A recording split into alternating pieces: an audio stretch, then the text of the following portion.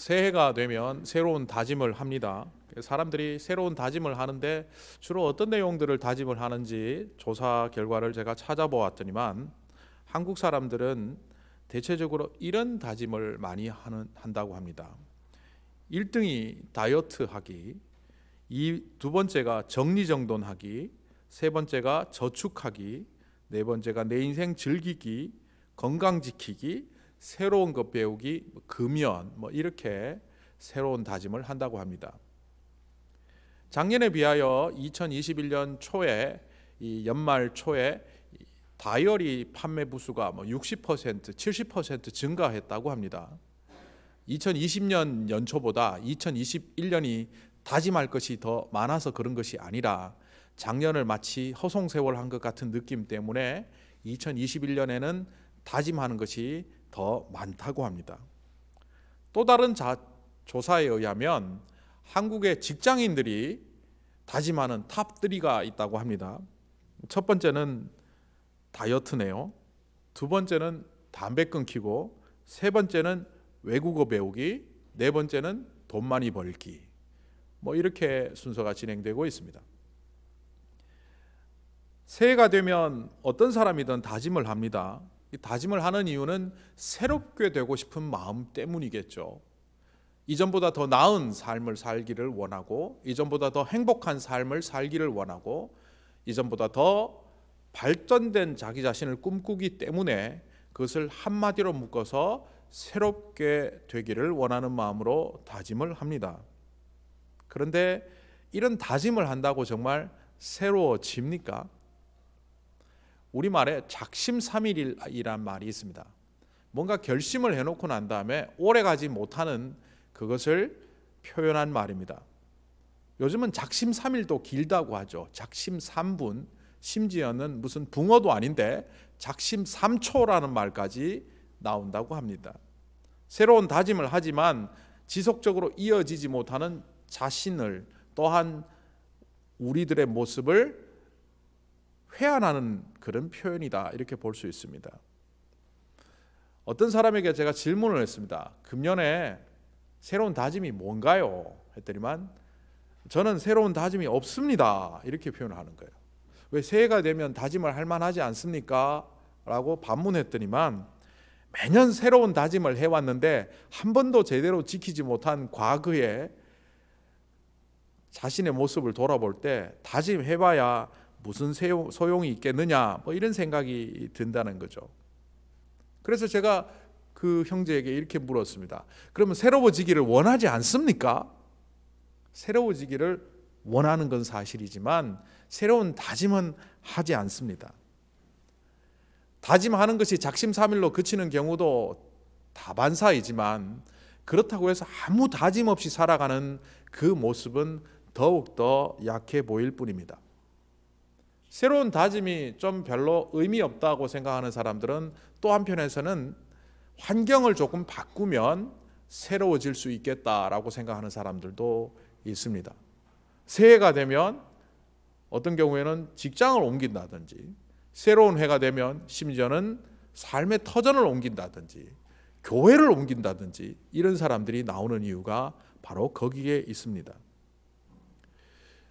환경을 바꾸는 것에 있어서 가장 큰 요소가 이민자에게 있다면 아마 집을 마련하는 것일 겁니다.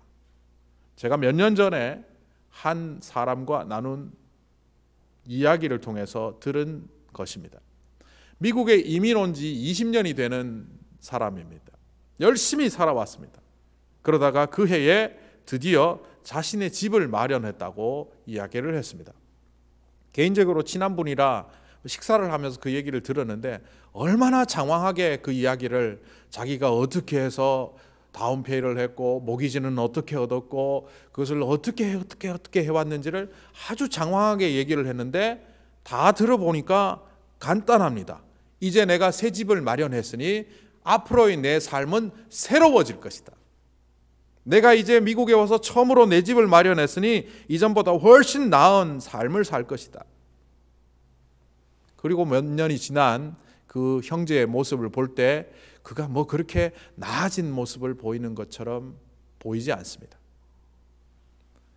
우리 하늘림 교회의 입장을 보면 2021년은 획기적인 전환점이 될 수 있습니다. 외형적으로 변화를 가져오는 것이 자체 예배당을 갖는 것만큼 교회의 전환점이 되는 일은 그렇게 많지 않습니다. 지난 5년간 우리가 기도해왔고 정성을 들였던 예배당이 거의 완공이 되었고 금년에 들어갈 것은 명약관화합니다. 지금까지 세 곳의 예배당을 2014년 교회가 창립된 이후 이사하며 전전했습니다. 이곳은 참 여러 가지 배려 가운데 잘 지내고 있습니다만은 지금도 떠올려 보면 아련한 2017년의 12월 31일이 떠오릅니다. 날씨도 궂은 날, 주일날 우리가 베이사이드를 떠나며 짐을 싸지 않았습니까? 2017년 연초부터 자꾸 이렇게 떠나라고 압력을 가하는데 저희들이 10월달, 11월달까지 버티니까 드디어는 법원의 강제집행 명령서를 통하여 안 나가면 쫓아내겠다는 그 강압을 받으며 눈물을 머금고 2017년 12월 31일 짐을 싸지 않았습니까? 이런 경험들이 자체 예배당을 가지면 우리는 이제 이런 서름 당하지 않고 완전히 새로운 교회가 될 거라고 생각할 수도 있지만 우리가 새 예배당에 입당한다고 우리가 새로운 교회가 된다는 보장은 없습니다. 아니 목사가 새 예배당에 입당하는데 저렇게 초칠 수가 있나 이렇게 생각하시는 분들이 있을지 모르겠지만 전환점은 되지만 그 전환점이 우리를 새롭게 만들어주는 것은 아니라는 그 의미입니다. 환경이 바뀌든 새로운 다짐을 하고 결심을 하든 그것을 통하여 우리가 새로운 존재, 새로운 사람, 새로운 공동체가 되기는 어렵다는 것을 말씀드리는 겁니다. 자, 그렇다면 어떻게 새롭게 되어야 할까? 어떻게 하면 우리가 새로운 존재가 될까? 이것을 생각하기 전에 먼저 전도서 1장 1절부터 10절에 그 솔로몬이 썼던 내용들을 우리가 살펴볼 필요가 있습니다. 좀 길지만 제가 중간중간 생략하면서 그 말씀을 읽어보면 이러합니다. 다윗의 아들 예루살렘 왕 전도자의 말이다. 솔로몬을 일컫는 것이죠. 전도자가 말한다. 헛되고 헛되다. 헛되고 헛되다. 모든 것이 헛되다. 사람이 세상에서 아무리 수고한들 무슨 보람이 있는가? 한 세대가 가고 또 한 세대가 오지만 세상은 언제나 그대로다. 해는 여전히 뜨고 또 여전히 져서 제자리로 돌아가며 거기에서 다시 떠오른다. 바람은 남쪽에서 불다가 북쪽으로 돌이키며 이리 돌고 저리 돌다가 불든 곳으로 돌아간다. 만물이 다 지쳐 있음을 사람이 말로 다 나타낼 수가 없다. 눈으로 보아도 만족하지 못하며 귀는 들어도 차지 않는다. 이 세상에 새 것이란 없다. 과거의 번역이라면 해 아래 새 것이 없도다. 보아라 이것이 바로 새 것이다 라고 말할 수 있는 것이 있는가? 그것은 이미 오래전부터 있던 것, 우리보다 앞서 있던 것, 지나간 세대는 잊혀지고 앞으로 올 세대도 그 다음 세대가 기억해 주지 않을 것이다. 이 전도자의 이야기를 들으면 모든 것이 헛되고 해 아래 새 것이 없고 아무리 애써봐야 그것은 과거에 있었던 것이고 우리가 놀라운 것을 쌓을지라도 이전 세대는 이것을 기억하지 않는다고 말합니다. 이 말은 열심히 살 필요 없다 이런 말을 하는 걸까요? 솔로몬을 조금 살펴보면 이 세상에서 가장 화려한 삶을 살았던 사람 중에 한 사람, 대표적인 사람입니다. 그는 세상적인 아름다움과 풍족함을 누렸습니다. 그의 1년 수입을 성경에서 이렇게 기록하는데요. 다른 거 다 제쳐놓고 금만 20톤의 수입을 올렸다고 합니다.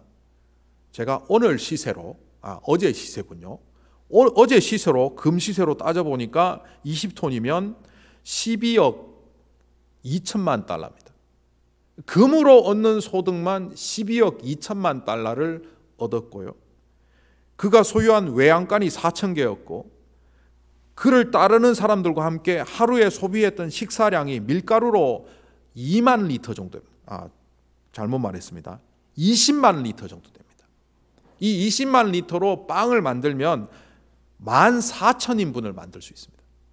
그리고 하루에 소비하는 것이 14,000명이 한 식탁에 어울러서 먹을 만큼 그를 따르는 신하들과 부리는 종들이 많았다는 겁니다.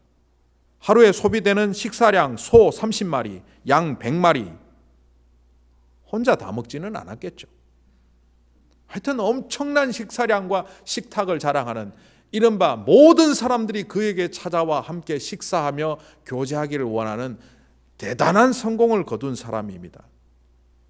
재산만 풍부한 것이 아닙니다. 그의 지혜와 지식은 세상이 놀랄 만큼 뛰어났습니다. 그가 기록한 잠언만 3,000개가 넘고 지은 노래만 1,000개가 넘습니다. 식물학 박사의 동물학 박사입니다. 나무에서부터 빈들에 핀 들풀 이름까지도 정확히 알고 있습니다. 인간이라면 이 정도의 삶을 한번 누려봤으면 할 만큼 그는 성공한 부귀 영화를 넘치도록 누렸던 사람입니다. 아버지가 다윗이고 왕으로 태어났으니까 당연한 것 아니냐 할지 모르지만 솔로몬의 아들이 르호보암인데, 르호보암은 나라를 쪼개지 않습니까? 남유다와 북이스라엘의 여러 왕들을 볼 때 나라를 망치거나 정말 어처구니 없는 불행한 삶을 산 왕들이 많다는 것을 볼 때 왕으로 태어났다고 모두 이런 것을 누리는 것이 아님을 우리는 알죠. 다르게 말하면 솔로몬은 나름대로 열심히 살았습니다. 우리가 흔히 세속적인 성공을 하는 사람들을 저평가하는 경우들이 있습니다. 전기자동차를 발명해서 지금 큰 세계적인 두 번째 부자가 된 그 사람도, 세계적인 재정투자가로 이름을 날리는 그 사람들도 금수저로 태어났으니까 그런가 보다 하고 그들의 노력과 애씀을 우리는 저평가하는데, 그렇지 않습니다. 세속적인 성공을 하기 위하여 얼마나 많은 노력과 얼마나 많은 시간 투자와 애씀이 필요한지 우리는 감히 상상하기도 어려울 만큼 그들은 최선을 다한 삶을 살았습니다. 그러니까 솔로몬은 가만히 앉아 부귀영화를 누린 사람이 아니라 최선을 다하여 살았던 사람이고, 그것을 일구기 위하여 자기의 인생을 온전히 던진 사람입니다. 그런데 이런 그가, 남들이 부러울 만큼 성공하고 그것을 위하여 최선을 다하여 살아온 그가 말년에 하는 말이 우리 귀에 이렇게 들려옵니다. 헛되고 헛되니 모든 것이 헛되도다. 누려봐야 해 아래 새 것이 없도다. 나는 날마다 더하고 더하고 더 나은 삶을 추구하며 살았지만 정작 돌아보니 나 자신은 새로워지지 않았다. 이렇게 말하는 겁니다. 우리가 새로워지기 위하여 어떻게 해야 되는지 갑자기 막막해 옵니다. 갈릴리를 중심으로 활동하던 예수님에게 예수님을 따라 나서며 추종하던 사람들이 있었습니다. 그들을 예수님의 제자들이라고 하죠. 특히 오늘 본문에 나오는 이 베드로를 초점으로 한번 살펴볼까요? 그들이 왜 예수님을 추종했을까요? 그들이 예수님을 왜 추종했습니까? 라고 오늘날식으로 기자가 찾아가서 질문을 하면 이렇게 말할 가능성이 높습니다. 업으로 살아가던 이전의 삶과는 훨씬 더 나은 삶을 기대했기 때문입니다. 제가 이전에 살던 삶의 모습과는 전혀 다른 새로운 삶을 살기를 소망했기 때문입니다. 그래서 저는 예수님을 따라 나섰습니다. 당신은 어떤 희생을 치렀나요? 저는 어부이기 때문에 그물과 배가 제 생명처럼 소중한 사람입니다.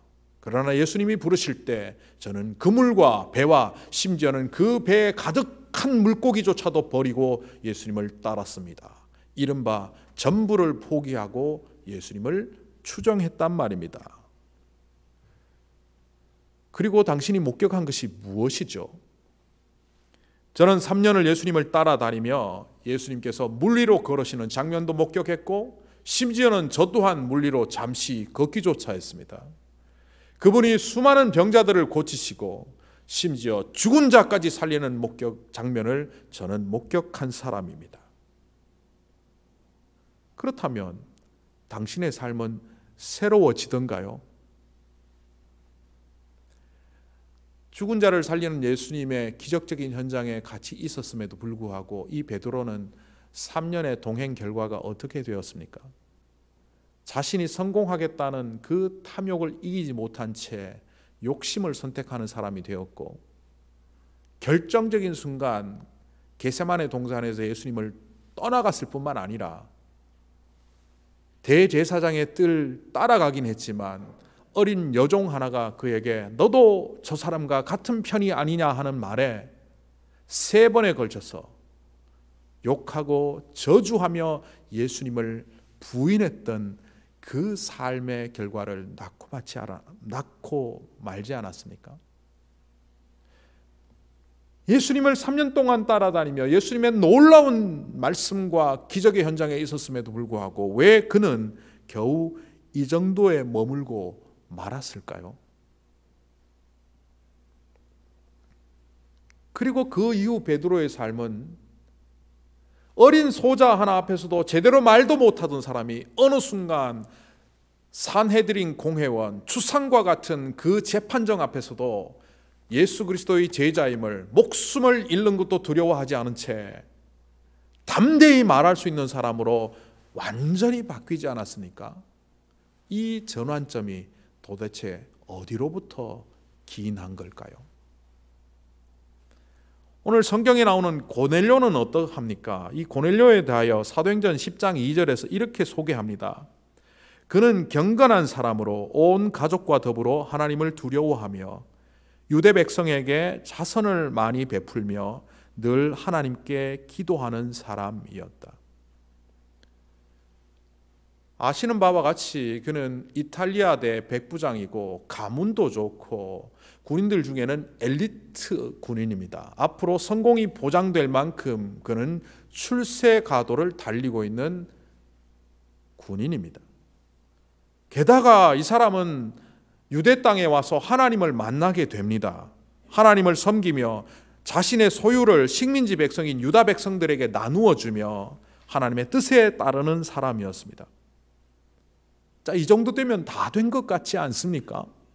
그런데 하나님은 그런 고넬료에게 베드로를 보내서 뭔가를 주시려고 합니다. 왜 그럴까요? 고넬료에게 하나님의 뜻에 순종하며 자선을 베풀며 하나님을 알고는 있었지만 뭔가 부족했기 때문입니다. 애쓰며 살아왔지만 새로운 사람으로 살기를 원하며 하나님까지 믿었지만 말하자면 결정적인 순간 자신을 버리지 못하는 겁니다. 결정적인 헌신이 필요할 때 그는 두려워했고 망설였고 나서지를 못했습니다. 이런 그에게 온전한 새로움을 주시기 위하여 하나님은 베드로를 보내신 것입니다. 그러니까 오늘 말씀을 통하여 베드로는 온전한 새로운 사람으로 시작되었다는 겁니다. 예수님을 따라다니던 다른 제자들도 한번 보십시오. 그들은 세리였던 마태가 그 세리로서의 직업과 모든 부와 명성을 내려놓은 채 온전히 예수님을 쫓았습니다. 또 다른 어부였던 요한과 야고보도 그들의 배와 그물을 버려두고 예수님을 쫓았습니다. 다른 직업을 가졌던 제자들도 자신의 삶의 터전을 내려놓은 채 예수님을 추종했습니다. 그렇게 한 이유는 아마 베드로와 동일한 마음 때문이었을 겁니다. 이전보다 더 나은 삶, 이전과 전혀 다른 새로운 삶을 살기 위하여 그들은 그렇게 나섰습니다. 그런데 그들은 기적의 현장을 목격했을 뿐만 아니라 부활하신 예수님이 그들에게 오셨음에도 불구하고 그 부활한 예수님을 목격한 이후에도 두려움과 겁에 질린 채 다락방에 숨어있는 존재에 불과하지 않았습니까? 그러다가 그들이 어느 순간 대중들 앞에 서기 시작합니다.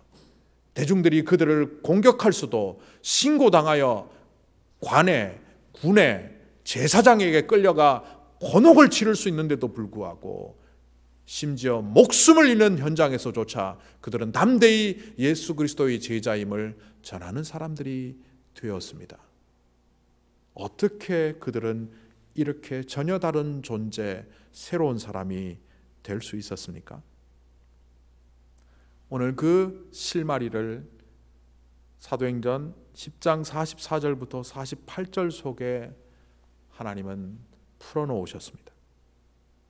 베드로가 이런 말을 하고 있을 때, 하나님의 말씀을 전할 때 그 말씀을 듣는 모든 사람, 고넬료의 집 사람 모두에게 성령이 내리셨다. 할례를 받은 사람들 가운데 믿게 된 사람으로 베드로와 함께 온 사람들, 요빠에서 몇 명이 따라왔죠. 이들은 유대계 그리스도인들입니다. 그들의 입장에서 이방인에게 성령이 임한다는 것은 있을 수 없는 사건이었는데 경천동지할 만한 사건이 그들 눈에 펼쳐지는 겁니다.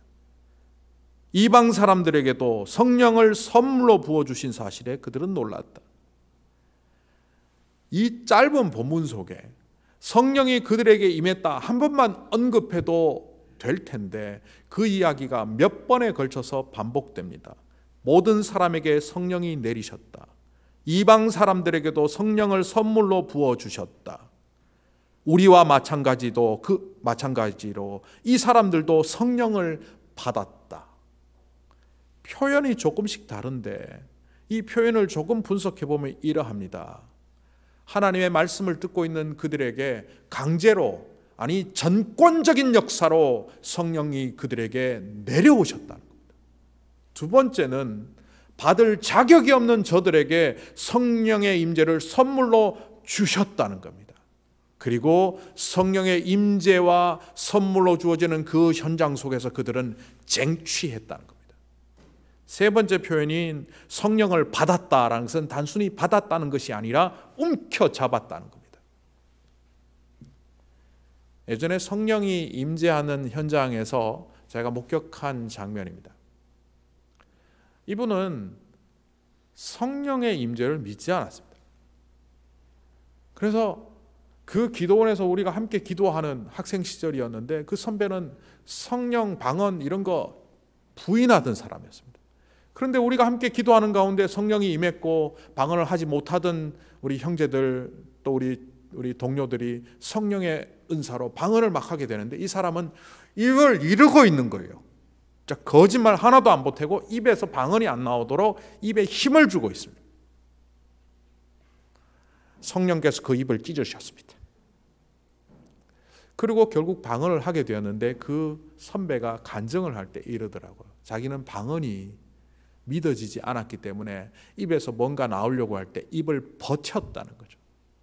입을 버텼는데 어느 순간 터지며 방언이 나오는 순간 성령의 강한 임재를 체험했다. 나같이 믿지 않는 자를 통하여서도 하나님은 역사하시는구나. 그것을 우리 공동체에 간증한 적이 있습니다.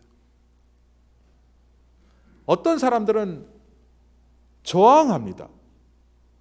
마치 젊은 시절 바울처럼 예수 믿는 사람들을 잡아서 감옥에 가두려고 하는 그 저항하는 자리에 성령께서 임재하셔서 그 사람의 인생을 바꾸어버리십니다.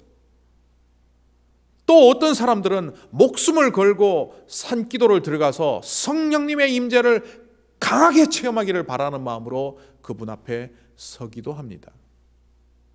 오늘 이 짧은 본문 속에 그런 모든 현상들이 나타납니다. 성령이 강하게 역사하시고 그 강하게 임재하시는 성령님을 또한 강하게 잡는 이 공동체 사람들의 모습이 드러납니다.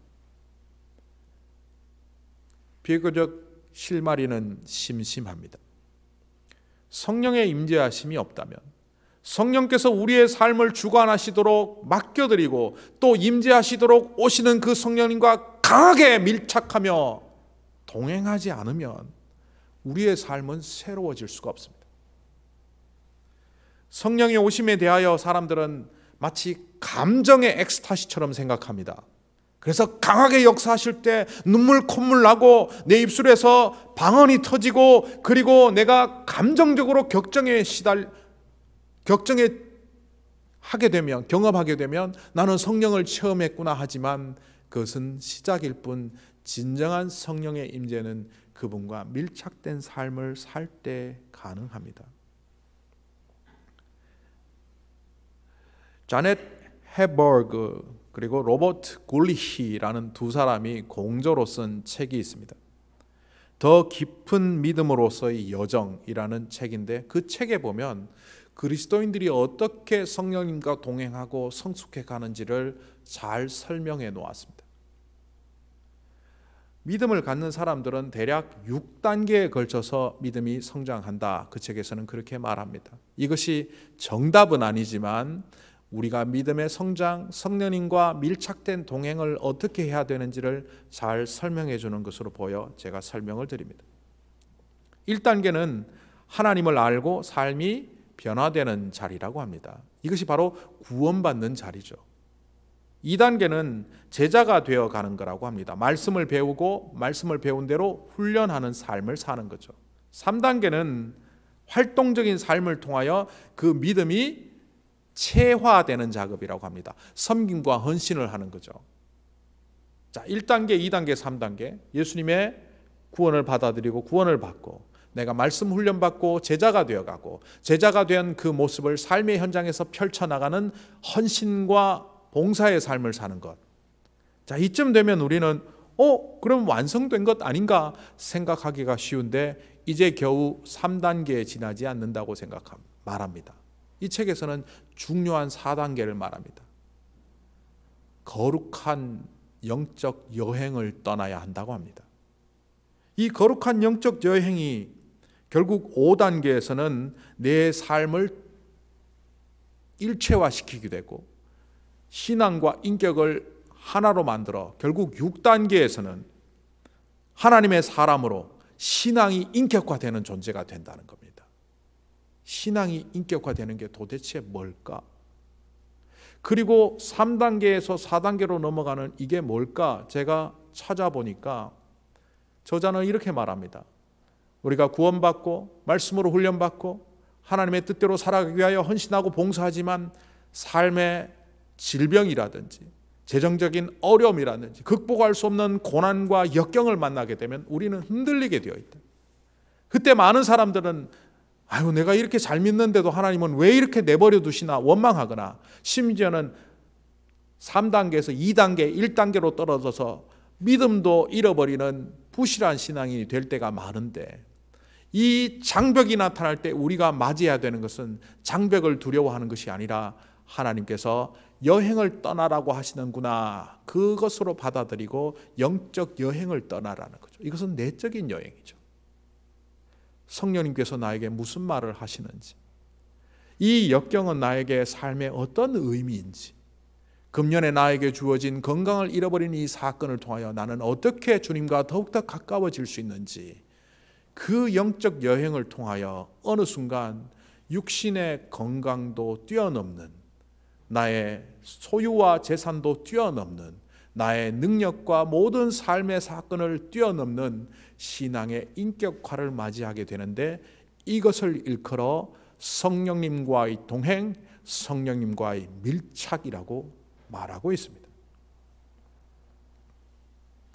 우리는 믿음을 너무나 단순화한 나머지 내가 원하는 정도의 수준에만 이르면 되었거니, 나는 주일날 교회 나가고 구원받고 천국 갈 수 있는 믿음이 있고 말씀도 어느 정도 알면 됐지, 여기서 내가 목사가 될 것도 아니고 선교사로 나갈 것도 아닌데 더 이상 뭐가 필요할까? 그리고 3단계 정도에서 대부분 멈춘 채 겉멋에 든 그리스도인으로 살아갑니다. 이 정도면 쓸만해. 그런데 그것은 사탄이 가장 갖고 놀기 쉬운 수준의 그리스도인이라는 것을 아십니까? 날마다 새로워지며 날마다 주님의 뜻에 따라 순종하며 거룩한 사명을 향하여 걸어가야 되는 신앙이 인격화된 그리스도인이 되는 자리에는 외면한 채 그냥 이 땅의 삶에 적당히 섞어 살아가는 그런 혼합된 신앙이라는 것을 아십니까? 그렇게 살아다 보니 삶의 위기나 어려움이 닥치면 견뎌낼 힘이 없습니다. 의사들 처방에서 가장 중요시하는 약이 있다면 항생제일 겁니다. 이 균을 우리 몸에 들어온 것을 죽이기 위하여 쓰는 이 항생제를 함부로 다루거나 또 주어진 양만큼 다루지 않고 조금씩 함부로 쓰다 보면 내성이 생겨서 어느 순간 정작 치료해야 될 그 자리에 항생제를 써도 안 듣는다는 사실 여러분 다 알고 계시죠? 오늘 우리의 신앙이 그런 것 같습니다. 적당히 살다 보니 어느새 성령님과 동행하는 것도 외면해버리고 내 삶에 하나님께서 어떻게 역사하시는 건지도 모르고 그냥 적당히 살아가다 보니 믿음도 있고 하나님이 역사하시는 것도 알고 있지만 그럼에도 불구하고 내가 역경과 어려움이 오면 아무것도 견딜 수 없는 그런 자가 되고 만다는 것을 스스로 보지 않습니까? 이런 우리를 향하여 주님은 새롭게 되라고 하십니다. 이 새로움은 단순한 다짐도 결단도 아니요, 이 새로움은 환경도 우리의 상황도 그것을 바꾸려는 말도 아니요, 지금 바로 있는 이 자리에서 전혀 새로운 사람이 되라는 겁니다. 성령님과 밀착된 동행을 통하여 매일매일 질문하고 답하며 결국 삶의 문제를 영적인 문제로 일치화시켜 나갈 때 우리의 신앙은 우리의 인격이 되고 우리의 믿음은 우리의 삶의 원동력이 되는 그런 존재가 되라는 겁니다. 그럴 때 우리가 서 있는 이 땅이 새 땅이 되고 우리가 보는 이 하늘이 새 하늘이 되고 우리가 마주하는 이 일이 날마다 우리를 향하여 새 일을 행하시는 그 새 일을 행하시는 하나님의 그 일에 우리가 주인공이 되는 자리가 된다는 사실을 성령과 밀착된 동행을 통하여 2020년을 그렇게 만들어가는 우리 모두가 되기를 간절히 소망합니다.